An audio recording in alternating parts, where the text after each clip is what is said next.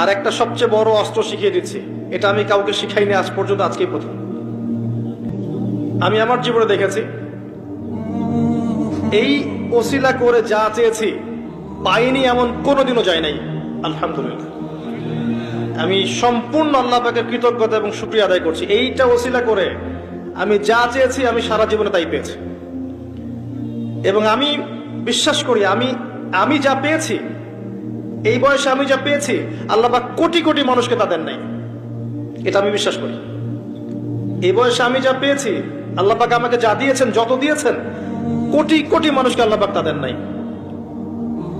আমি এমনটাই মনে করি। আমি কি শিখাই দেব সেটা?